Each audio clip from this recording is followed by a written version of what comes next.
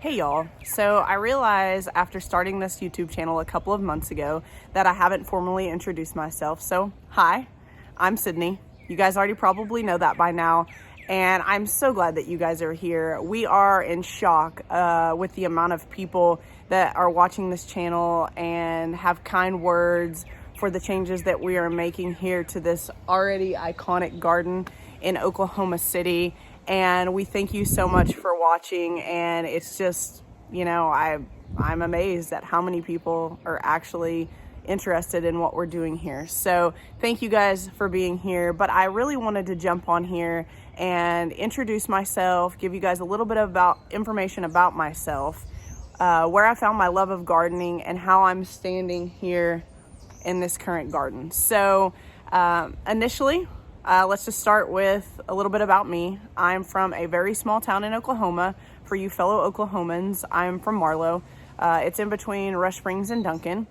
And I went to school at Texas A&M, as did my husband, Tommy Gig'em. And my love of gardening started at a very young age. I had my childhood best friend growing up. Her parents owned the local nursery, and I used to be with her all the time. Her parents would let me pick out a free plant. I would take it home and I would plant it either in the landscape or in a pot.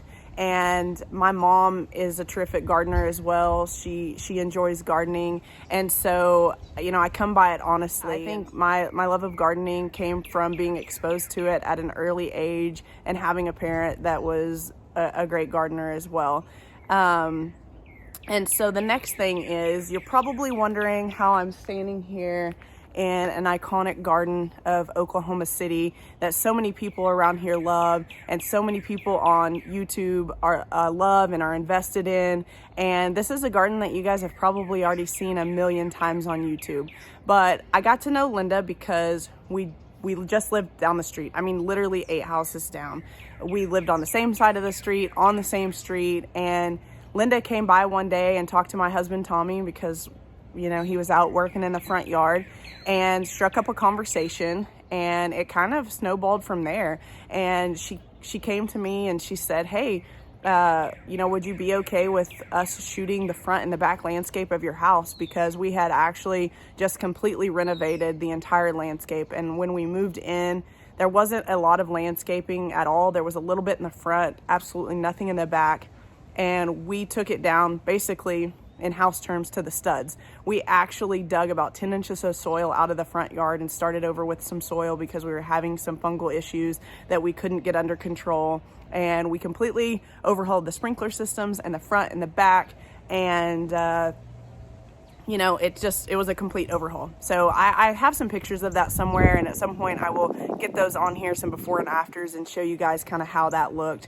But then Linda asked if she could do a video of the inside and of a Christmas interior tour. And of course we said yes. And, guys, I consider Linda as a friend, and we are super thankful that Linda and Jamie thought of us when they were selling their house. And so we are super thankful for that.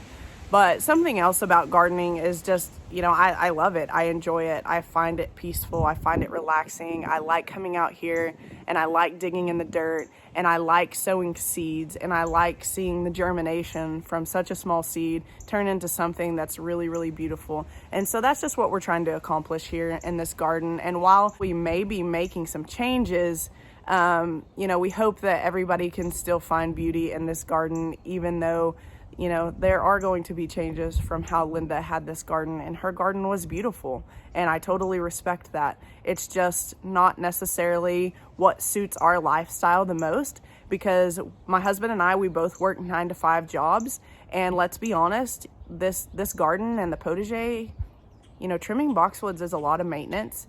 And while I love boxwoods, we do have 9-to-5 jobs, and we just didn't have the time for that kind of maintenance. So the changes that we're making here, we hope that you guys find beautiful, and I'm getting ready to film a video on our thought process of the changing of the potager. So just follow along and I'll tag it onto this video. Okay, so as for the thought process behind the removal of the potager and replacing them with raised beds, I wanted to walk you guys through our thought process for that and the removal of the potager, because I know that's that's been a very hot topic on YouTube, and the removal of the potager was absolutely meant as no disrespect to Linda. That was an iconic part of her garden, and we totally understood that. But something else, you know, a couple people mentioned, like, how could you rip it out so soon? And I totally understand your concerns on that, but we didn't rip this stuff out ourselves. And we were on the time frame of the company that was doing some of the removal for us, because some things back here were not things that we could do. We didn't have the equipment to do that. And so, you know, they came at a certain point, because I had a process in my mind and it needed to be done by around this time, because I was planning on sowing seeds and I really needed it to be done before it got too hot. So they had time, like right after we moved in, to come in and do some of the demo work, which included the chain link fence, which included the wooden fence, it included the potager, it included the fence and the arbor that was in the potager. And so we didn't just rip that out and intentionally leave that bare for a long period of time, but we had to take advantage of the time that they had to do that, because if we wouldn't have done that, we would be pushing out way too far, and it would be way too hot for me to plant the things that I want to plant back here and sowing the seeds that I want to sow. So just wanted to throw that out there as far as why we did it so soon, and I want to walk you guys through the process of why we actually did it in the first place. So let me pan around here. All right, so for starters, I think that maybe this space looks quite a bit bigger on YouTube than it actually is in person. So our lots aren't tiny here in Crown Heights, but they're also not just expansive. And so when we decided to remove the potager and then remove the fence that was here, with the arbor in the middle and Nandinas all behind it, we did that because we wanted to maximize the usable space back here. That was the main reason. The second reason was because some infrastructure work needed to be done over here, and then this fence needed to be replaced as well. So, you know, I think that the changes you make to your home should fit your own unique style and expression. And if it doesn't, and you're just making changes based on how it was previously, I think you're doing yourself a disservice. And you know, saying that is, you know, I think English gardens are beautiful. The way Linda had it, I think, was beautiful. And there's a reason why it was an iconic garden. And there was a reason that it was in magazines. And there's a reason why she has 150,000 followers and subscribers on YouTube and Instagram. But if we just moved in and kept this the exact same way, we would have been doing ourselves a disservice. Because while I think an English garden is beautiful, it's just not our style. So the changes back here made to the potager were partly because we wanted to maximize the space. And secondly, you guys, this section over here gets full afternoon sun. And I wanted to be able to afford myself the luxury of growing cut flowers and growing flowers from seeds that were extremely inexpensive, because this gets direct afternoon sun. And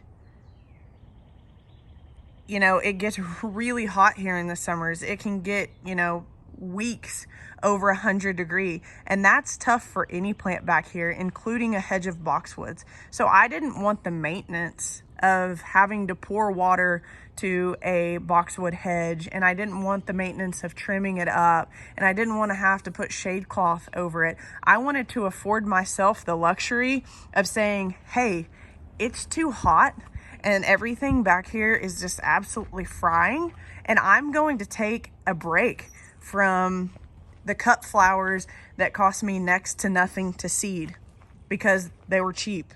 I did it from seed, and most of these are probably going to be direct sown. So I wanted to afford myself the luxury of saying, hey, it is way too hot back here. I'm just going to let everything, you know, do their thing, get what I can out of it, and then we're going to take a break until we get a break in the heat. And so that was also a consideration. So, you know, infrastructure changes, you know, maximizing the usable space back here and weather conditions were all three very important factors that helped us make the decision on what to do back here. All right, so if you guys have made it this far, I just wanted to share something else with you guys because I thought this was an interesting question from one of my friends. One of my friends, you know, one day said to me, you know, what is your gardening style?